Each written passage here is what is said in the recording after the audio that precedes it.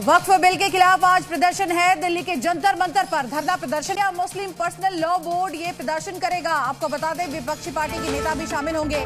दिल्ली की सीमाओं पर सुरक्षा बढ़ा दी गई है। आज की ये सबसे बड़ी खबर आपको बता रहे हैं। पहले 13 मार्च से तय किया गया था इस प्रदर्शन के लिए, लेकिन होली को देखते हुए आपको बता दें all India Muslim personal law board ने इस प्रदर्शन को आगे बढ़ा दिया और आज ये बड़ा प्रदर्शन किया जाएगा दिल्ली के जंतर मंतर में। साथ ही साथ सुरक्षा के पुख्ता इंतजाम कर लिए गए हैं। दिल्ली की सीमाओं की अगर बात करें तो यहाँ पर सुरक्षा बढ़ा दी गई है।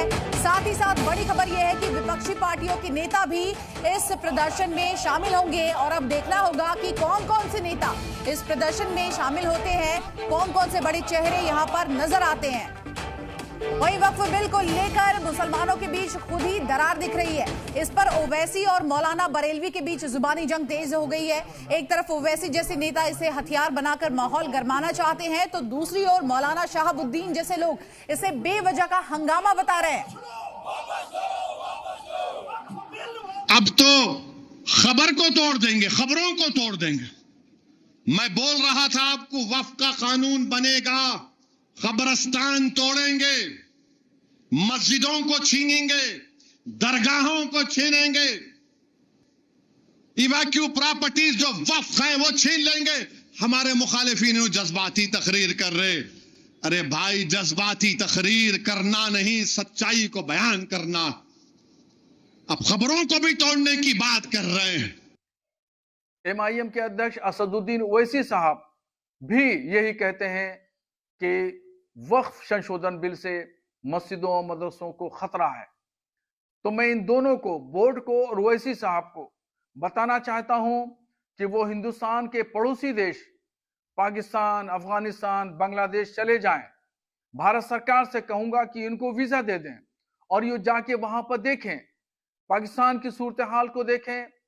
बलोच, खैबर पख्तून, सरहद, इन तमाम सूबे में, शहरों में क्या सूरत हाल है, कैसी खाना जंगी है। क्योंकि वक्फ हमारा मजहबी मसला है, इसलिए हम उसके खिलाफ एहतजाज करते हैं। ये लगता है कि गैर जमहूरी पार्टियां जो दस्तूर के खिलाफ हैं वो इस पर लगी हुई हैं कि ख़ास तरीके पर मुस्लिम अक़लियत को यहाँ आज़ादी के साथ मज़हब पर भरोसा करते हुए जिंदा न रहने दिया जाए। हम इसके खिलाफ। और भारत की भूमि पे भारत का अधिकार है। भारत की भूमि पे ना अंग्रेजों का अधिकार बचा है और ना तालिबान का। इसलिए ये जो विवाद पैदा किया जा रहा है ये प्रासंगिक नहीं है, ये इररिलेवेंट है, इसका कोई रेलिवेंस नहीं है। लेकिन बड़े अफसोस के साथ मैं कह रहा हूं कि वो बांग्लादेश, तालिबान और पाकिस्तान से गाइड हो रहे हैं।